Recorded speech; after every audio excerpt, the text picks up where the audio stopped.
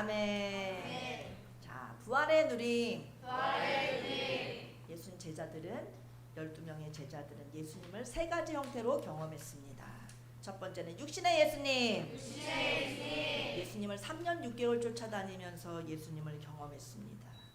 부활의 예수님을 경험했습니다. 예수님 십자가에 못 박혀 죽으신 후에 3일 만에 부활하셨을 때 예수님이 40일 동안의 제자들과 함께 해주셨습니다. 부활의 예수님.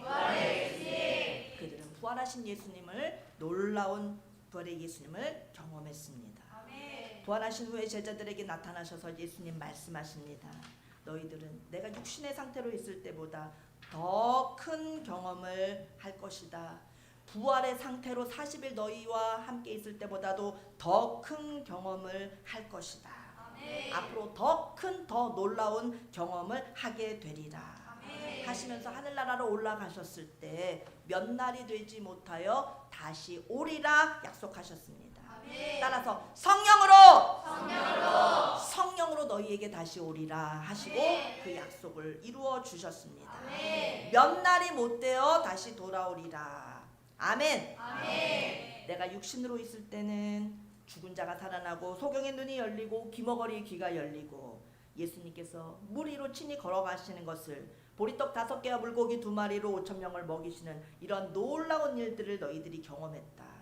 육신의 나와 함께 있으면서도 너희들은 놀라운 경험을 했었지만 그보다 더 큰 경험, 죽었다가 죽음을 이기고 살아난 부활한 나를, 부활체의 나를 만나는 놀라운 경험도 하였다. 부활의 예수님을 만났고 육신의 예수님을 만났습니다. 이 놀라운 큰 경험보다도 더 큰 경험을 하게 될 것을 주님은 약속하셨습니다. 아멘. 이제 곧 내가 다시 너희에게로 올 때, 그때는 성령으로 오리라 약속해 주셨습니다.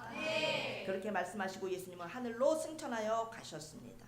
그때 제자들은 그 예수님 다시 오시겠다고 하신 약속, 성령으로 오시겠다고 한 약속을 굳게 붙잡고 열흘 동안을 기다렸습니다. 드디어 사도행전 2장 1절에 사건이 일어났습니다. 사도행전 2장 1절의 사건이 바로 오순절 사건입니다. 따라서 오순절 사건.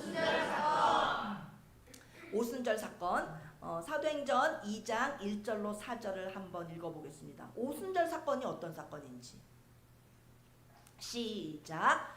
오순절 날이 이르매 그들이 다 같이 한 곳에 모였더니 호련히 하늘로부터 급하고 강한 바람 같은 소리가 있어 그들이 앉은 온 집에 가득하며 마치 불의 혀처럼 갈라지는 것들이 그들에게 보여 각 사람 위에 하나씩 임하여 있더니 1대1로 임하여 주셨습니다. 4절 시작. 그들이 다 성령의 충만함을 받고, 몇 명은 받고 몇 명은 못 받는 게 아니라 다 성령의 충만함을 받았습니다. 이어서 성령이 말하게 하심을 따라 다른 언어들로 말하기를 시작하니라. 예수님 없이 하늘나라로 올라가고 싶어서 성을 쌓자, 탑을 쌓자, 우리의 힘으로 열심히 꼭대기까지 아주 높은 곳까지 해서 하늘나라로 가자. 사람의 힘으로 하늘나라 가려고 했던 것이 바로 바벨탑입니다. 거기서 하나님께서 인간들을 흩어버리셨습니다. 언어가 3개 언어로 다 나뉘어져서 같이 합칠 수가 없었습니다. 오순절 성령이 강타하셨을 때 모든 언어들이 서로 통할 수 있도록 주님께서 언어를 통일시켜 주셨습니다. 알아들을 수 있도록 회복시켜 주셨습니다. 아멘. 성령께서 성령으로 언어를 말하게 하시니, 방언을 말하게 하시니 알아들었습니다. 딴 나라 사람들의 말을 알아들었고 딴 나라 사람들의 말을 할 수 있게 되었습니다. 아멘. 예수님이 육신으로 이 세상에 사시다가 십자가에 죽어 장사한 지 3일 만에 부활하시고, 부활하신 뒤에 40일 동안 제자들에게 부활체로 함께 계셨습니다. 그리고 하늘나라로 올라가시면서 열흘 후에 다시 오셨을 때 일어난 사건이 바로 오순절 성령 강림의 사건입니다. 아멘. 하나님의 성령이 사람 속에 들어오신 날입니다. 아멘. 이스라엘 나라에 오순절이라고 하는 명절이 있습니다. 우리나라로 치면 추석날입니다. 추수감사절입니다.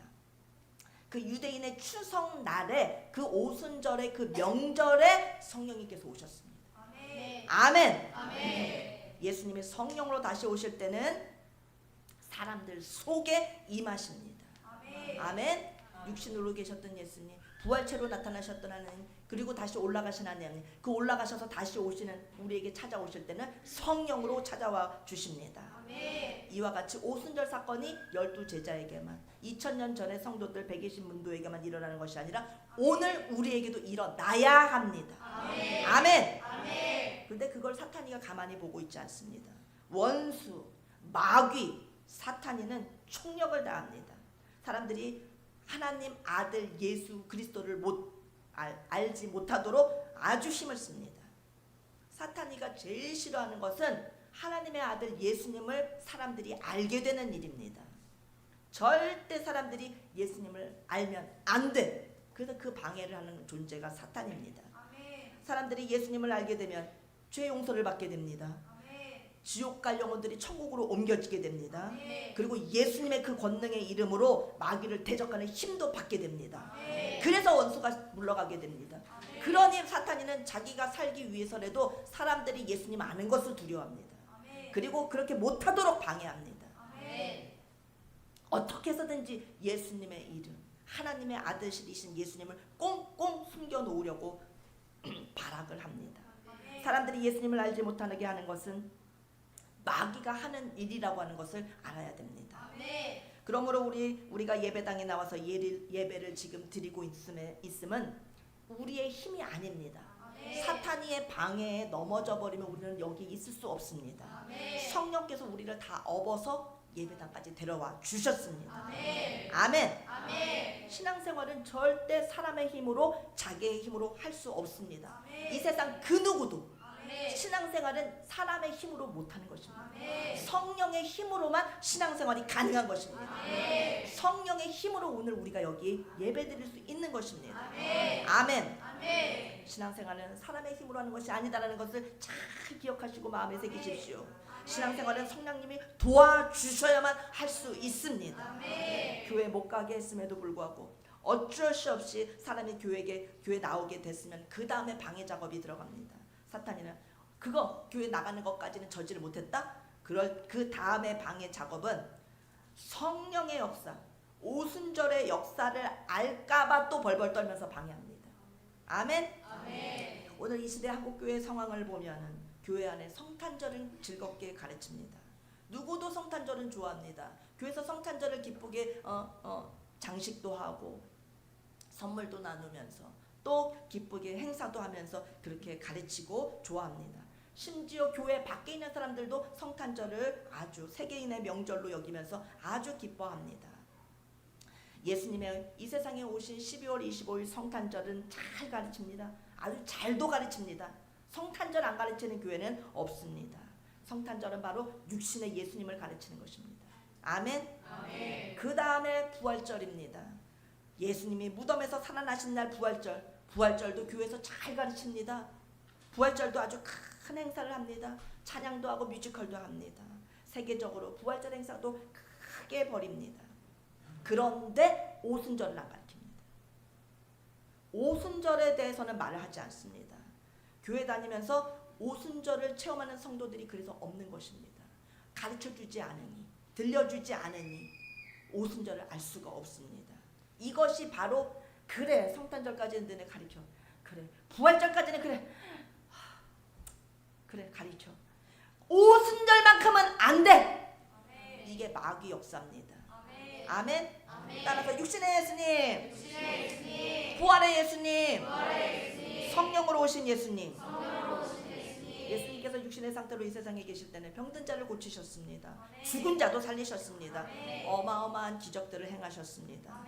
이 모든 기적의 주체는 예수님. 제자들은 예수님 옆에 둘러 있었습니다. 구경꾼에 불과했습니다. 그리고 부활하신 예수님도 보면 40일 동안 이 땅에 계시면서 제자들에게 나타나셨습니다. 평강이 있을지어다. 제자들 모인 곳에 주님께서 시공간을 초월하여 들어오셨습니다. 그리고 평강을 빌어주셨습니다. 제자들은 온 방안이 환해지면서 주님이 갑자기 나타나시면 그렇게 좋을 수가 없습니다. 참된 평화가 쏟아집니다. 큰 사랑의 그런 공동체가 됩니다. 그렇지만 또 예수님이 금방 사라지시면 다시 두려움과 공포와 어둠과 무서움이 그들을 덮었습니다. 그러나 성령으로 오신 예수님이 임하시면, 오순절 사건이 일어나면 병을 고치시는 분이 예수님이 아니고 사람이 병을 고치게 됩니다. 제자들이 주체가 되는 것입니다. 오늘날도 마찬가지입니다. 성령으로 오신 예수님 우리 속에 임하게 되시면 우리가 병을 고치게 됩니다. 성령의 능력으로 우리가 고치게 됩니다. 아멘. 예수님이 계실 때, 육신의 예수님이 계실 때 육신의 예수님을 고치셨고 우리는 옆에서 사람은 옆에서 보았습니다. 그러나 성령으로 오신 예수님이 내 안에 계시면 우리가 병을 직접 고칠 수 있습니다. 성령의 능력으로 말미암아 내가 하는 일을 저희도 할 것이요. 우리도 예수님이 하신 일을 똑같이 할 수 있다고 말씀해 주셨습니다. 기독교인들에게 있어서 오순절 사건은 아주 중요한 사건입니다. 성탄절보다도 부활절보다도 오순절 사건은 중요합니다. 원수 마귀 사탄은 우리들을 자기 맘대로 갖고 놀려고 합니다. 그래서 예수님도 말씀하신 것입니다. 사탄이가 너희들을 밀가부르듯 가지고 논다. 시몬아 시몬아 보라, 사탄이가 너희를 밀가부르듯 하려고 요구하였으나. 아멘. 밀가부르듯 한다는 말씀은 추수를 하고 나면 알곡을 고르게 됩니다. 그리고 타작마당에서 곡식을 키질을 합니다. 그래서 곡식을 높이 날립니다. 날려서 알곡은 무거우니까 밑으로 쭉저기는 가벼우니까 키 밖으로, 그래서 땅으로 떨어져 나갑니다. 바람에 날려버려집니다. 사탄이가 너희들을 갖고 놀아. 뛰게 한다, 뛰게 해. 그러다 버린다. 그 말씀입니다. 사탄은 우리 인생을 밀가부르듯 우리 믿음을 흔들어대고 바람에 날려가는 가벼운 인생들처럼 알맹이 없는 인생들, 믿음 없으니 그냥 나가 떨어지게 만드는 것입니다. 사탄이가 사람을 가지고 놀 때 자신이 사탄에게 장난감처럼 놀아난다는 것을 전혀 모르고 놀아납니다. 알면 누가 마귀짓 하겠습니까? 알면 누가 짐승짓 하겠습니까? 알면 누가 그 흉악한 죄 행위를 하겠습니까? 자기가 사탄에 의해서 놀아나기 때문에 죄 짓고 있다는 것을 모르기 때문에 악한 짓을 자행하는 것입니다. 지금 이 시간에도 사탄이는 우리들을 원격 조종합니다. 리모컨으로 컨트롤하듯이 우리를 조종합니다. 야, 딴 생각해. 야, 말씀 받아들이지 마. 야, 지금 핸드폰 보고 있어. 예배 시간에 들어오는 것까지는 내가 못 말렸지만 이 시간 넌 절대 말씀 네 속에 못 들어가 하면서 우리를 조정합니다. 사람들은 계속 속아 넘어가서 넘어지고 맙니다. 그래서 예배 시간에 꾸벅꾸벅 졸게도 되고 불경건한 생각을 갖게도 되고 말씀을 의심하게 되고 막 반항하게 됩니다. 그게 내가 하는 것이 아니라 사탄의 조종에 의해서. 아멘. 우리를 갖고 노는, 밀가부르듯 하는 사탄이가 우리를 마음대로 갖고 놀기 때문에 우리가 그렇게 시험에 드는 것입니다. 사탄의 공격과 사탄이 우리를 가지고 놀지 못하게 하기 위해서 우리는 성령 충만을 받아야 됩니다. 성령 세례를 받아야 됩니다. 그래야 마귀가 우리를 함부로 하지 못합니다. 아멘. 진짜 신앙생활은 언제 시작되는 것이냐면은 교회 나오면서부터가 아니고, 따라서 아니고 십자가 예수님을 깨닫고 부활의 예수님을 믿는 것 너무나 기쁘고 너무나 은혜로운 일입니다. 그 다음에가 더 중요합니다. 진짜 신앙생활은 교회 나와서 예수님을 배우고 부활의 예수님을 만나고 그 다음 단계가 뛰어넘어져야 됩니다. 오순절 사건을 실제로 우리 각자 경험해야만 합니다. 그래야 진짜 신앙생활이 본격적으로 시작되는 것입니다. 오순절은 내가 경험해도 되고 나는 안 해. 난 예수님만 믿을래. 그냥 안 해도 되는 것이 아니고 기독교인이라면 100% 성령으로 오신 예수님을 모셔드려야 됩니다. 성령 세례를 받아야 됩니다. 특별히 우리 에덴교인들은 100% 다 성령 세례를 받으셔야 됩니다. 주님을 1대1로 다 경험하셔야 됩니다.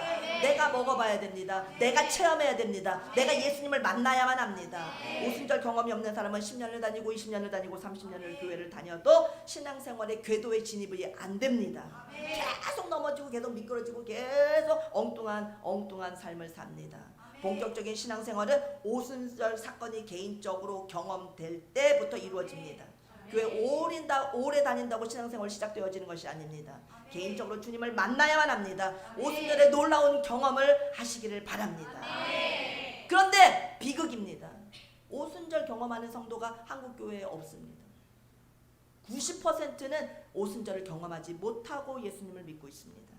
오늘 에덴교회 주일 예배에 참석하신 우리 에덴교회 성도님들, 이 자리에서 이제 일어나서 집으로 가기 전에 100% 다 성령 세례를 받으시기를 바랍니다. 아멘. 예수님께서 하나님 나라에 가시기 전에 제자들에게 말씀하셨습니다. 너희들과 3년 반을 내가 살았다. 부활한 나도 40일 동안이나 보충 수업해 주면서 너희들과 같이 하였다. 이것 갖고는 안 된다. 한 가지 더 사건이 일어나야 된다. 더 놀라운 경험을 체험해야 된다. 더 놀라운 체험을 해야 된다. 성령 세례를 받아야 된다. 이것은 12제자에게만 해당되지 않습니다. 우리에게도 너네들 예수님 부활 성탄절하는 것으로 부활절하는 것으로 다가 아니다. 오순절 알아야 된다. 오순절은 배워서 하는 것이 아니라 내가 오순절을 체험해야 된다. 아멘. 너 교회 다닌 지 교회 이름 등록한 지 10년 됐지? 20년 됐지? 그거 갖고 안 돼.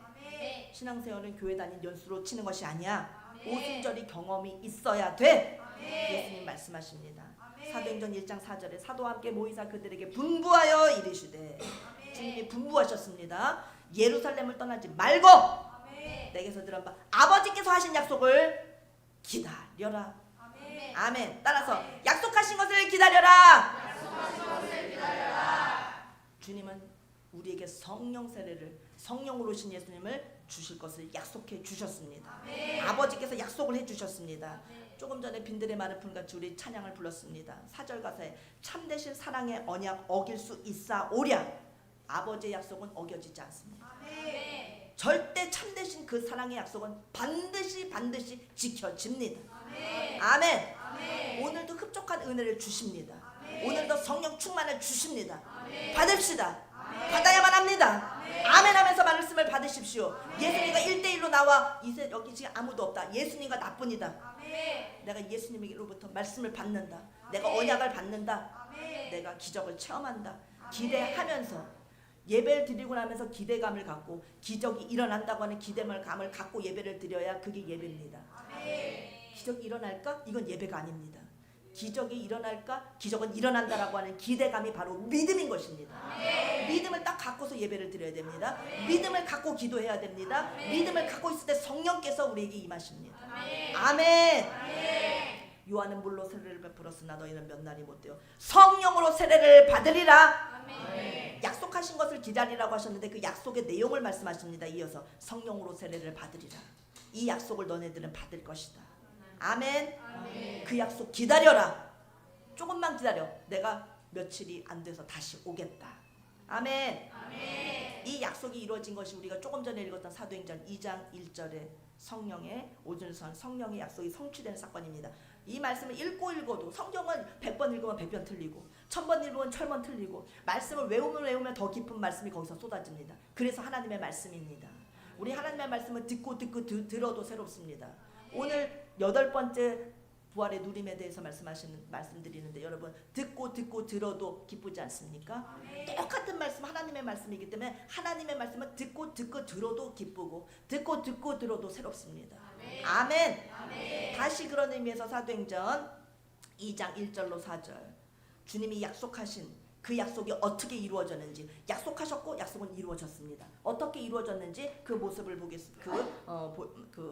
현장을 우리가 다시 한번 읽겠습니다. 사도행전 2장 1절서부터 4절까지. 자, 말씀을 그냥 내가 사모하는 예수님을 사모하는 것은 말씀을 사모하는 것입니다. 말씀이 예수님이십니다. 말씀을 읽을 때 예수님을 붙잡는 것입니다. 우리가 눈에 안 보이는 예수님 어떻게 붙잡습니까? 말씀을 사모하는 것이 예수님을 꼭 붙잡는 것입니다. 예수님 옷자락만 만져도 나가 병이 날 것이다라고 하는 그 믿음, 그런 간절함, 그런 기대를 갖고서 말씀을 우리가 사모할 때 예수님을 체험하는 것입니다. 성령을 체험할 수 있습니다. 자, 사도행전 2장 1절로 4절 어떻게 오순절 성령이 강림하셨는지를 우리 읽겠습니다. 시작. 오순절 날이 이미 이르매 그들이 다 같이 한 곳에 모였더니 호련히 하늘로부터 급하고 강한 바람 같은 소리가 있어 그들이 앉은 온 집에 가득하며 마치 불의 혀처럼 갈라지는 것들이 그들에게 보여 각 사람 위에 하나씩 임하여 있더니 그들이 다 성령의 충만함을 받고 성령의 말하게 하심을 따라 다른 언어들로 말하기를 시작하니라. 아멘. 방언을 말하기 시작했습니다. 이것이 오순절입니다. 오순절 성령 세례가 2000년 전에 12제자와 120문도에게만 일어난 사건이라고 생각하면 안 됩니다. 오늘 이 자리에서도 일어나야 됩니다. 특별히 레덴교 성도님들 100% 한 분도 빠짐없이 성령 세례를 받읍시다. 신앙생활은 종교적인 이념이 아닙니다. 사상이 아닙니다. 종교 생활도 아닙니다. 교회 왔다 갔다 하는 것 아닙니다. 신앙생활은 체험입니다. 성령 세례를 받는 체험입니다. 체험 중에 제일 중요한 체험이 오순절 성령 체험인 것입니다. 가장 중요한 체험합시다. 성령 체험합시다. 아멘. 성령 세례가 신앙생활의 분기점이 됩니다. 오순절 전과 후는 180도 달라지고 하늘과 땅처럼 차이가 납니다. 우리가 지금 오순절 성령님께서 임하시는 장면 사도행전 2장의 말씀을 읽었는데 이 말씀을 읽고 또 읽고 아예 외우십시오. 그래서 아예 딱 사진을 찍어놓고 늘 주님 저에게도 이런 역사가 일어나게 하여 주시옵소서. 그러면 병도 고치고 그러면 기적도 행하고 그러면 정말 예수님과 동행하는 능력이 막 나타납니다. 막 수많은 사람에게 복음이 힘있게 증거될 줄로 믿습니다. 말씀을 붙잡고 있을 때. 아멘. 그리고 입으로 자꾸 따라하시기를 바랍니다. 자꾸 따라하시면 오순절이 내게도 옵니다. 주여! 주시옵소서! 자꾸 따라하면 나에게 역사하십니다. 주님 저에게도 저도 오순절을 사모합니다 하면서 주여! 저도 오순절을 사모합니다. 이렇게 자꾸 말씀하십시오. 주님 저도 오순절 사모합니다. 주님 저도 성탄절도 즐겁고 부활절도 즐겁지만 오순절도 사모합니다. 더 사모합니다. 아멘. 자꾸 입으로 말씀하시면 성령님이 역사하십니다. 길을 가다가도 역사하십니다. 밥을 먹다가도 역사하십니다. 아멘. 혼자 공부하고 있다가도 역사하십니다. 사모하는 자에게 이와 같은 사건이 일어납니다. 오순절 성령 세례가 없이는 제자가 될 수 없습니다. 제자들은 3년 6개월 예수님을 따라다니면서 별하별 신기한 일들을 예수님 옆에 이렇게 있었으니 예수님 쫓아다녔을 때 얼마나 순간순간이 놀라운 일이었겠습니까? 정말 죽은 자가 살아나는 걸 다 보았습니다. 오병이어의 기적을 그들은 보았습니다. 물이 변하여 포도주가 되는 것을 봤습니다. 예수님의 물 위로 직접 걸어가시는 것을 보았습니다. 그럼에도 불구하고 다 봤음에도 불구하고 예수님이 십자가에 못 박혀 돌아가시니까 예수님을 부인하고 다 도망갔습니다. 도망간 제자들은 결단력, 의지력 박약, 결단력 부족. 그래서 도망간 것이 아닙니다. 아니고 너희가 사탄에게 이끌려 도망간다 라고 주님이 말씀하셨습니다. 사탄이 너희를 밀가부르듯 한다. 아멘. 원수 마귀 사탄은 인간을 자기 마음대로 갖고 놉니다. 그래서 예수님 사탄이가 너희들을 갖고 논다, 밀가부르듯 까부르듯 장난치면서 너희들을 갖고 논다라고 말씀하신 것입니다. 사탄은 성도들을 유혹합니다. 성도들을 시험합니다. 성도들의 믿음을 흔들어댑니다. 밀을 까부르듯 해서 믿음에서 떨어져 나가게 합니다. 우리의 결심이 약해서가 아닙니다. 우리의 결심이 약해서 교회 떠나가는 것이 아닙니다. 결단력이 약해서 신앙생활 못하는 것이 아닙니다. 아무리 사람이 결단한다 하더라도 영적인 세계에 들어가 보면은 마치 이 세상에 큰 폭풍이 치고 회오리 바람이 그냥 강타하면은 집이고 뭐 농장이고 동물이고 사람이고 뭐고 막사고 다 그냥 부서지고 다 날아가는 것처럼 인간이 아무리 결단력, 아무리 나는 그 의지력이 강해, 의지 한국인이 하면서 의지력을 막 굳세게 의지력을 발동한다 하더라도 사탄이가 치면은 바로 무너집니다. 사탄이가 치면 인간은 연약하기 때문에 그냥 죽을 수밖에 없습니다. 사탄의 시험 앞에서 내 의지력 아무 힘 못 씁니다. 내 결단력, 사탄의 그 방해 앞에서 우리는 감당할 수 없습니다. 영의 세계, 사탄의 무서운 세계 앞에서 우리는 아무리 의지력을 발동한다 하더라도 순간 삭제돼 버립니다. 언제 내가 의지력이 있었나, 내가 언제 결단했나 할 정도로 없어져 버립니다. 그래서 예수님이 십자가에 달리시는 것을 본 제자들은 그렇게도 3년 6개월 예수님을 사랑하고 예수님을 섬기고 예수님을 기뻐하고 예수님을 좋아하고 예수님의 말씀을 배우며 예수님을 사모했던 그 제자들이 없지만 다 도망가 버렸습니다. 그들이 우리들보다 예수님을 덜 사랑한다고 생각하시면 안 됩니다. 직접 육신의 예수님을 모시고 3년 6개월을 살았던 사람들이 다 도망갔습니다.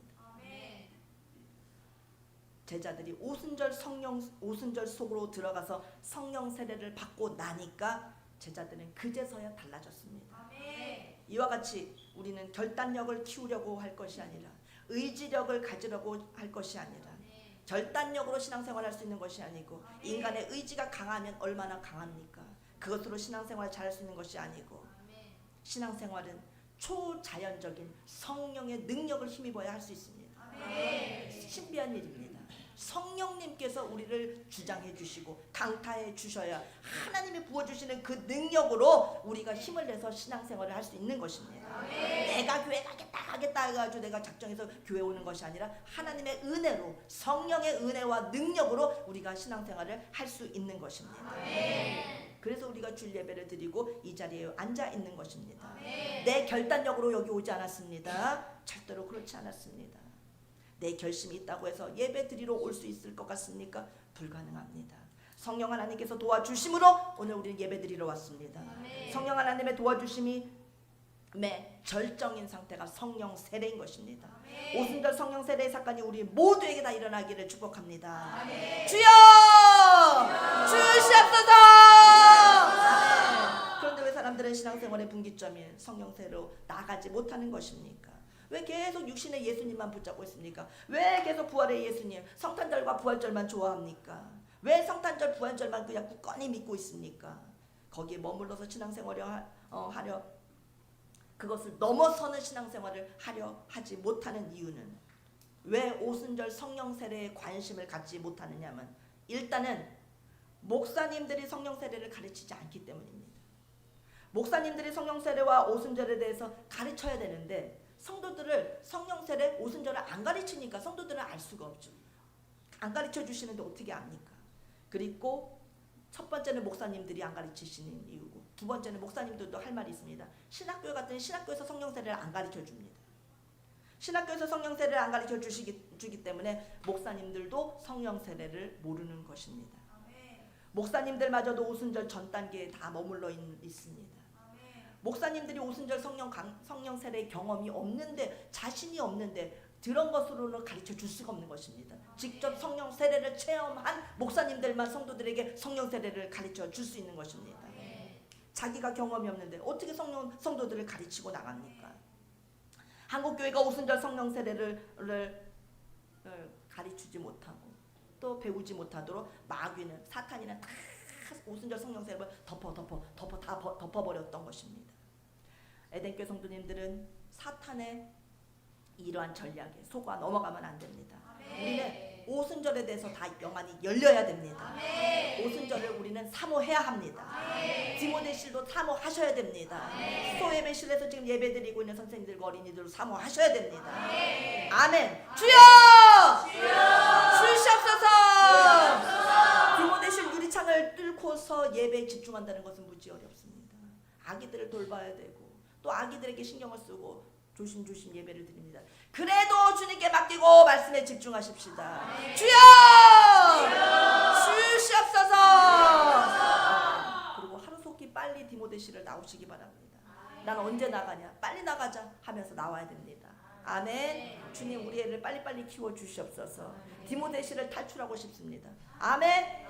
성령 세례를 사모하면서 자녀 키우시고 그 어려운 환경 속에서 유리창이 막혀 있다 하더라도 주여 하면서 같이 따라야 됩니다. 주여 주시옵소서. 아멘. 지금 이 시대 신앙의 문제는 육신의 예수님, 부활의 예수님을 지나서 성령 세례 받기 직전까지 그걸 뛰어넘어야 되는데 그 전까지만 가르치기 때문입니다. 그런데 육신의 예수님을 배우는데도 시간이 너무나 많이 걸립니다. 안 가르치니까 육신의 예수님 겨우 만나는 교회 안에 들어와서 육신의 예수님 겨우 만나는 단계 30년 걸립니다.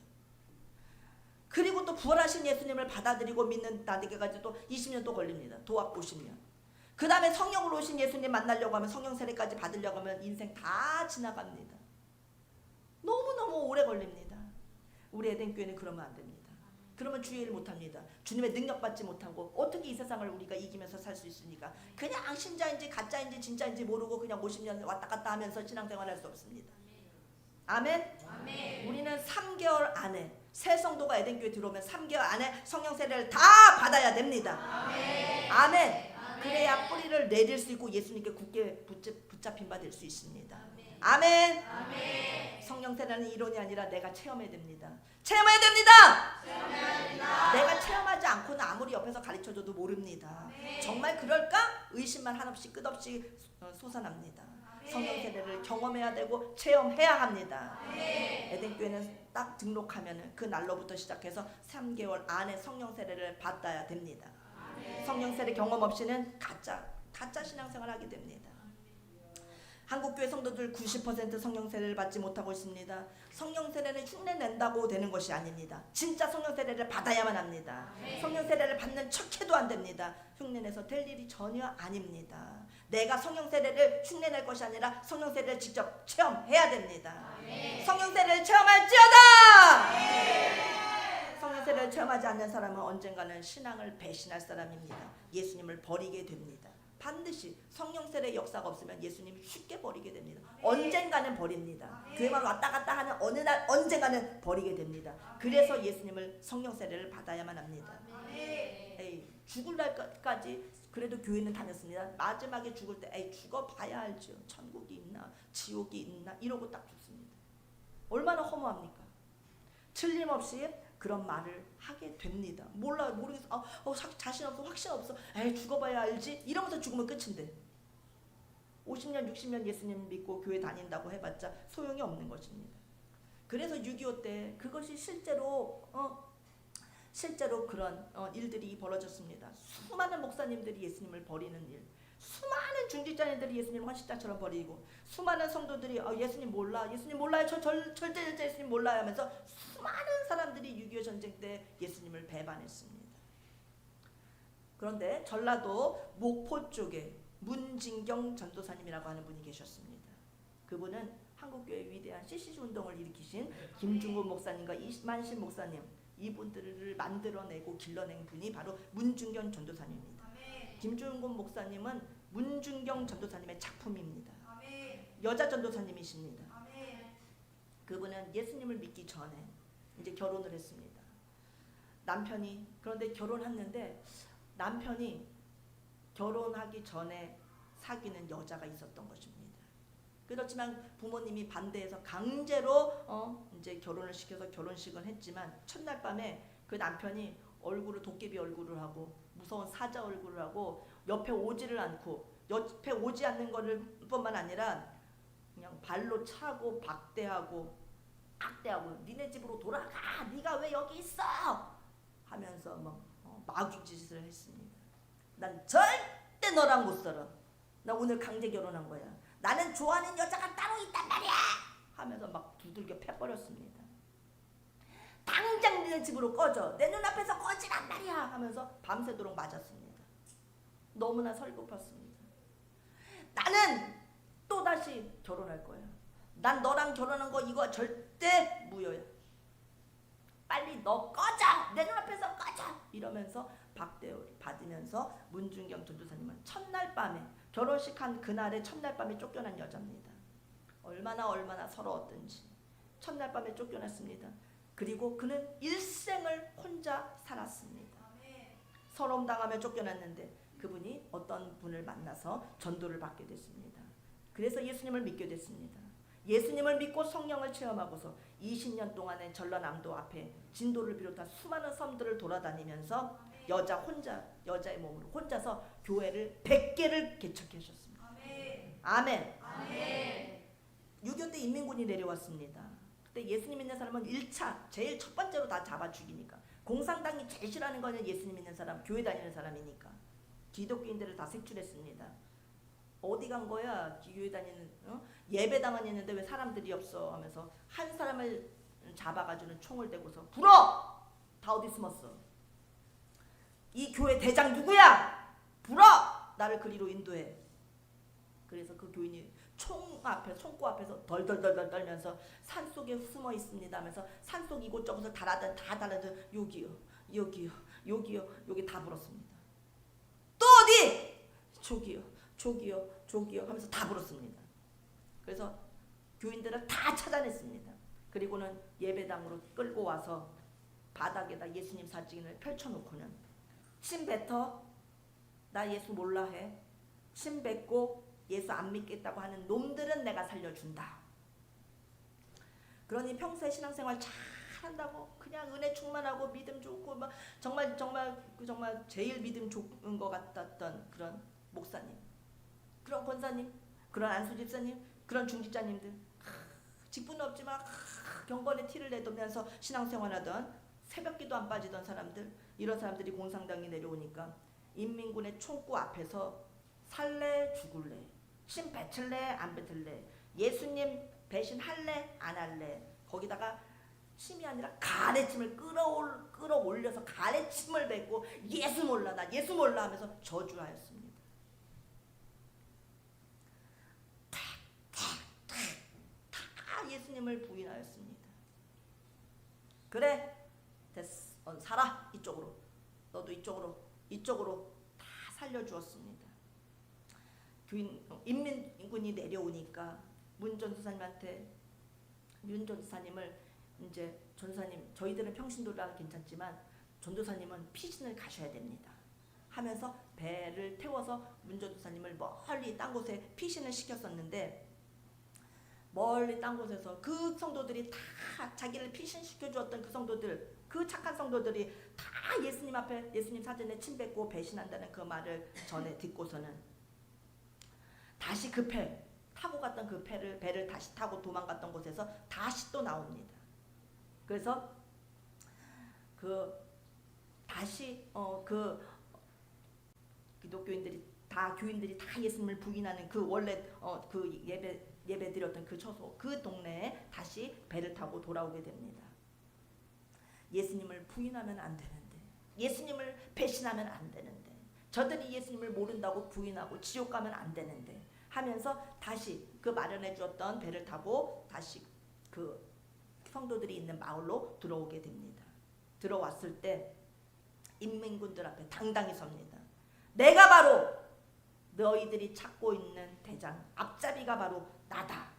예수 앞잡이가 바로 나다. 그러니까 공산당들이 뭐 이런 게 다 있어 막 흠심패습니다. 그리고 내가 이 교회의 지도자다. 이 지역에 있는 교회들 다 내가 개척했다 하면서 말이 많아 하면서 또 패습니다. 그리고는 결국은 인민군들한테 대나무에 찔려서 죽게 됩니다. 죽으면서 그 전도사님이 성도들을 향하여 외칩니다. 여러분, 예수님을 부인하지 마십시오.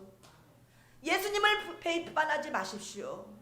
배반하지 마시고 저처럼 순교하십시오. 이러면서 죽창에 찔려서 순교하게 되십니다. 도망가 있었으면 안전할 것을 거기서 다시 돌아와서 성도들 예수님 부인하지 못하게 하려고, 예수님 배반하지 못하게 하려고 그 메시지 전하려고, 그리고 예수님 버리고 예수님 떠나가면 지옥 간다고, 그 영혼들 지옥 갈까봐 그 메시지를 몸으로 전했던 것입니다. 그리고 순교하였습니다. 이와 같은 일들이 사람의 결단을 갖고 가능할까요? 의지력을 갖고서 죽창 앞에서, 총칼 앞에서 가능할까요? 내 의지력, 내 결단력이 나만 할까요? 순간 삭제돼 버립니다. 그 무서운 그 공포, 그 마귀 사탄의 그 무서움 앞에서 내 의지력은 오간데 없어집니다. 무서워. 말씀만 들이 옛날 이야기지만 그 말씀만 들어도 무섭네. 너무 무섭네. 그렇지만 무서워하지 않을 수 있습니다. 그 총칼이 안 무섭고, 그 죽창이 안 무섭고, 그 무서운 모진 매가 안 무서울 수 있는 방법은 성령님이 내 안에 들어오시면, 성령님이 나를 성령 세례로 강타하시면, 성령님이 나를 붙잡아 주시면 나는 무서운데 성령님이 나를 딱 붙잡아 주시면 그때 순교할 수 있는 힘을 주시는 겁니다. 내가 순교 못해요. 우리는 못해요. 우리가 지금 여기서 예배 잘 드리고 믿음 좋은 것 같다 하지만 그 앞에서 못합니다. 성령 세례를 받아야만 그때 살아납니다. 예수님 붙잡고 천국에 갈 수 있는 것입니다. 그래서 성령 세례를 꼭 받아야 되는 것입니다. 아멘. 사람의 의지력, 인간의 의지력의 문제가 아닙니다. 성령님께서 우리 각 사람 한 사람을 덮어 주셔야만 합니다. 우리 모두는 성령 세례를 꼭 받아야 됩니다. 그렇게 문중영 전도사님은 모래 백사장에서 공산당들에게 순교를 당하셨습니다. 지금 당장에 김정은이 에덴교회 찾아와서 예수님 욕하고 침 뱉고 죽을래 살래 배신할래 하면은 우리가 나는 끝까지 예수님 믿을 거야. 난 예수님 배신할 수 없어. 이렇게 부인하지 않을 수 있는 사람이 몇이나 될까요? 저는 김정은이 내려와도 저는 예수님 절대 부인하지 않겠습니다. 그 사람이 베드로입니다. 저는 안 부인하지 않을 거예요 하는 그 사람이 베드로 짓을 한다니까요. 베드로 보십시오. 예수님을 그렇게 따라다니다가 예수님이 십자가에 딱 달리시니까 한 사람이 와서 너 예수님 제자지? 하니까 내가 예수님을 어떻게 알아? 무슨 그런 말을 해? 그 사람 알지도 못해. 난 그 사람 저주해. 그 말을 그냥 술술술술 내뱉고 도망갔습니다. 베드로가 우리가 베드로보다 믿음이 좋다고 우리가 자신할 수 없습니다. 베드로가 의지가 약해서 예수님을 부인한 것이 아닙니다. 성령의 힘에 붙잡혀야 죽음 앞에서도 예수님을 따를 수 있습니다. 그러니까 나는 무서움을 어떻게 이기지? 나 그때 못해 이것을 집어삼킬 것이 아니라 성령 세례를 받으면 됩니다. 공산당 왔을 때 나 못해 이것만 걱정할 것이 아니라 성령 세례를 받으시면은 공산당이 어떤 폭풍이 일어나든 무슨 일이 환란이 일어나든 간에 성령의 능력으로 주님께 꼭 붙어 있을 수 있습니다. 내가 못해요. 그러니까 내가 할 생각은 아예 포기하십시오. 결단해서 된다고 생각하지 마십시오. 나 그때 꼭 주님을 배신하지 않을 거야. 다짐한다고 그걸 이길 수 있다고 생각하지 마십시오. 그 생각을 버리고 그 방법을 버리고 그 꾀를 버리고 성령 세례를 받아야겠다. 덮어놓고 받아야 됩니다. 일단은 성령 세례를 받아야 됩니다. 아멘. 그렇게 오순절날 성령 세례를 받고 난 뒤에 베드로는 달라졌습니다. 베드로를 감옥에 가뒀습니다. 너 죽일 거야. 너 죽인다. 더 이상 복음 전하지 마 하니까 그때는 베드로가 성령 세례 받은 이후에 달라졌습니다. 절대로 예수님을 부인하지 않았습니다. 내가 사람의 말을 들으랴 하나님의 말씀을 들으랴. 내가 너희 말을 듣는 것보다도 하나님의 말씀을 듣는 것이 더 옳다. 이렇게까지 얘기했습니다. 그리고 죽음의 순간에서도 내가 어떻게 우리 사랑하는 주님, 우리 예수님처럼 십자가에 못 박혀서 죽을 수 있느냐, 우리 거룩하신 예수님이 달리신 그 방법의 사형틀로 내가 죽을 수 있느냐. 나는 우리 주님의 신발끈도 감당하지 못한다. 나는 거꾸로 달라. 그래서 십자가에 거꾸로 매달려서 머리가 피로 거꾸로 쏟아지게 거꾸로 십자가에 매달려서 죽었습니다. 성령 세례가 그와 같이 사람을 바꿔놓는 것입니다. 그 힘은 성령의 능력인 것입니다. 오순절 속으로 들어갑시다. 난 못해가 아니라 오순절 속으로 들어가면은 나는 못해라는 말 할 필요도 없습니다. 오순절 속으로 성령 세례를 받으면 예수님을 의지한 힘을 우리에게 부어 주십니다. 예수님이 하십니다. 성령님께서 나를 붙들어 주십니다.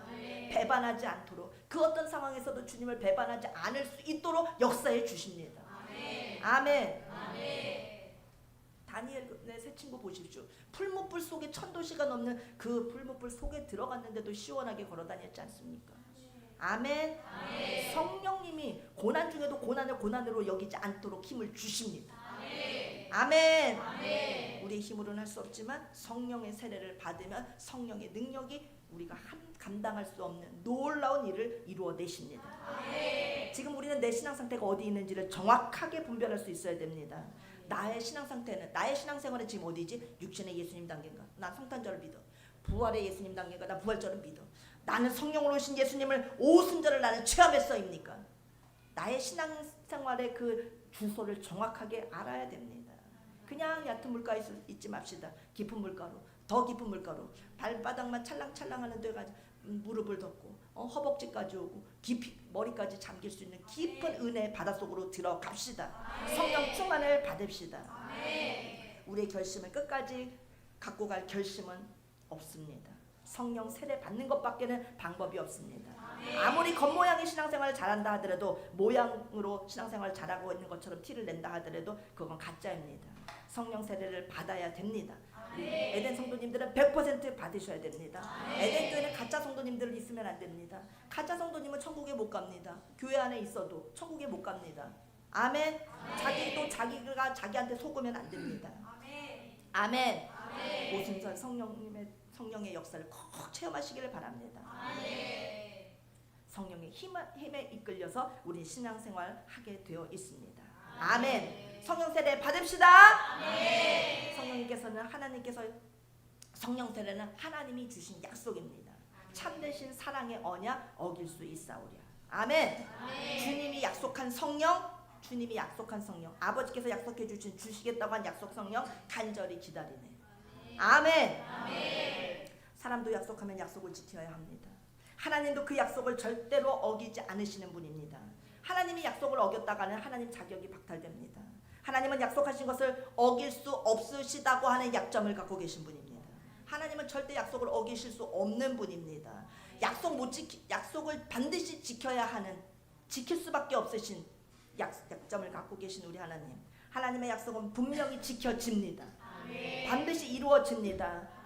성령을 보내주리라 하신 약속은 반드시 이루어집니다. 주시옵소서. 우리가 간구할 때 주님께서 주십니다. 하나님은 첫째 거짓말을 못하시는 분이십니다. 하나님은 둘째 변하지 않으시는 분이십니다. 우리들과 전혀 다른 분이 우리 하나님이십니다. 그래서 사도행전 1장 4절에 약속하신 것을 기다려라. 아버지께서 약속하신 것을 기다려라. 예수님이 말씀하셨습니다. 기다립시다. 아멘. 성령 세례 기다립시다. 12제자만 말고 나도 기다려야 됩니다. 이 약속은 지금까지도 2000년 전만 아니라 지금까지도 계속됩니다. 사도행전 2장 39절을 우리가 읽어야 됩니다. 정말요?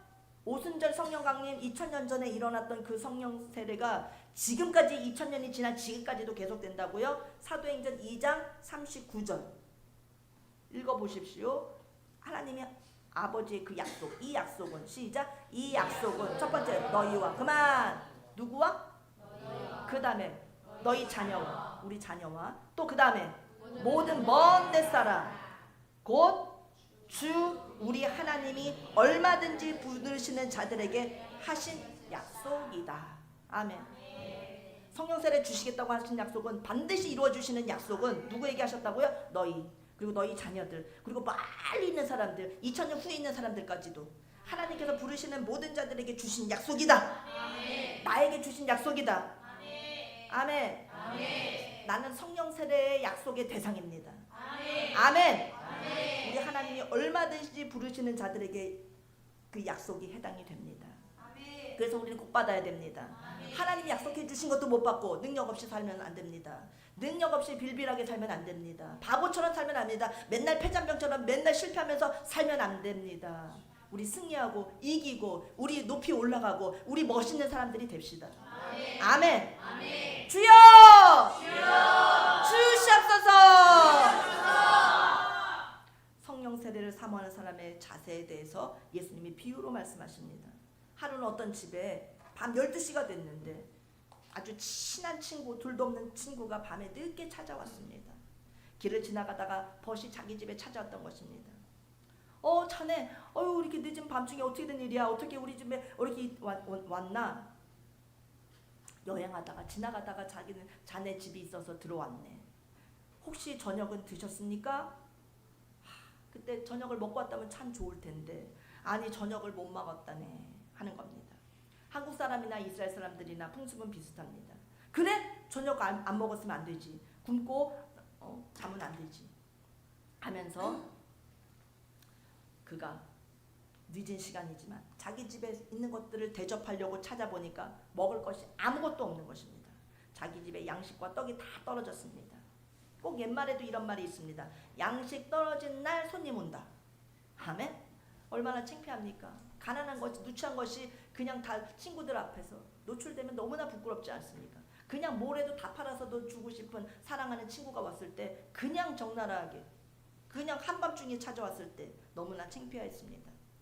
그래서 이 친구는 창피를 무릅쓰고서 한밤중이지만 옆집에 떡을 빌리러 갔습니다. 손님이 왔는데 줄 양식이 없기 때문에 옆집에 떡을 빌리러 가서 대문을 두드리기 시작합니다. 여기요! 여기요! 문 좀 열어주세요. 저 옆집 사람입니다. 제 친한 친구가 밤 12시가 넘었는데 저녁을 안 먹고 왔습니다.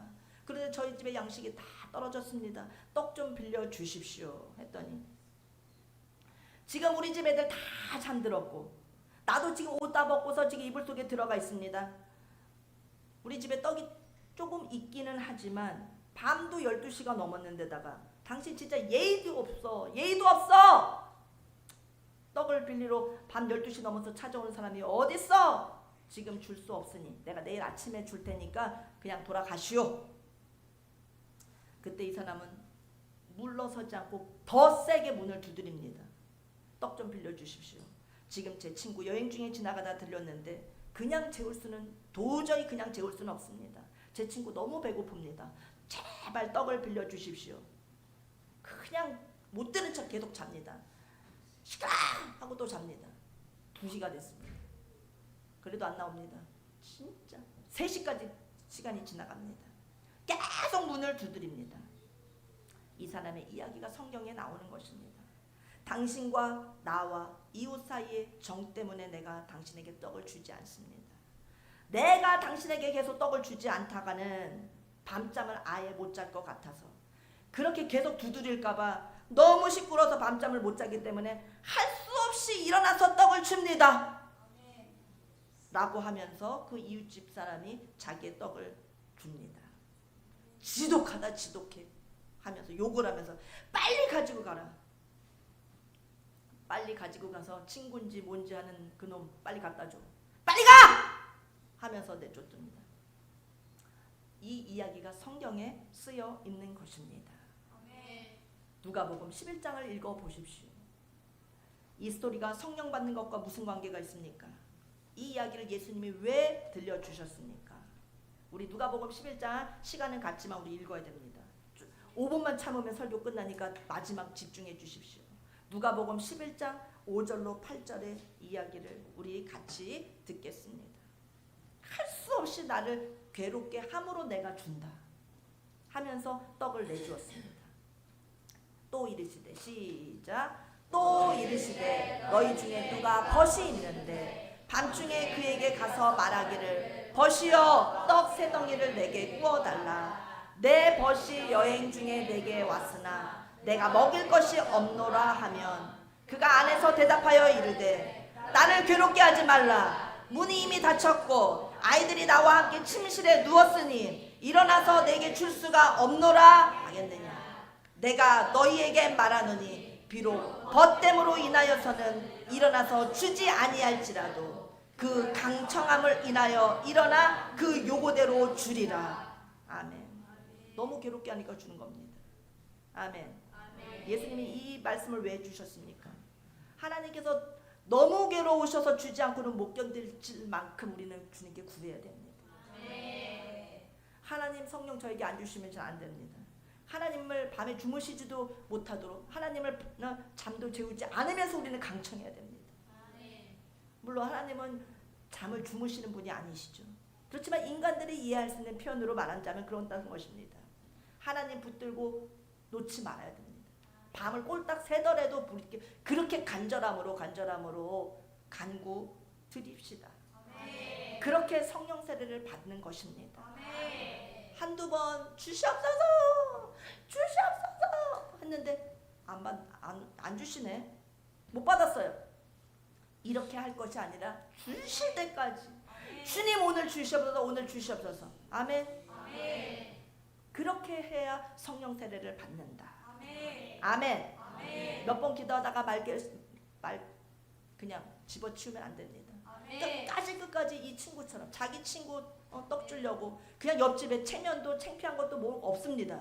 그냥 떡을 얻으러가서 밤을 새서 거기 두들기는 그 뻔뻔함, 그 간절함. 뻔뻔한 게 뭐가 있습니까? 내 친구 사랑하는 마음이 더 큰데. 아멘. 목적이 너무나 강렬한데, 목적이 너무나 간절한데 그냥 뭐 아무것도 없습니다. 가릴 거 아무것도 없습니다. 그냥 주께 부르짖는 것입니다. 받는 사람은 어떤 사람입니까? 따라서 끝까지! 설교 끝났는데 끝까지 잘 들으십시오. 끝까지 매달려 기도해야 됩니다. 끝까지 매달려 기도하면 주님께서 성령을 우리에게 선물로 주십니다. 아멘. 기도하겠습니다. 하나님 아버지, 주님의 크신 은혜, 성령 세례, 오순절 성령 세례를 간절히 사모하오니 주여 우리에게도 주시옵소서. 주님 절대 포기할 수 없습니다. 성령 세례 주시옵소서. 우리에게 성도님들 100% 성령 세례를 구합니다. 주시옵소서. 반드시 예수님의 능력을 힘입어 이 세상을 이기며 살고 영원한 천국에 도착할 수 있는 우리 모두가 되게 하여 주시옵소서. 한 주일을 살면서도 입에서 방언이 터지고 오순절 성령 세례가 임하는 것을 체험하는 한 주일이 꼭 되기를 원합니다.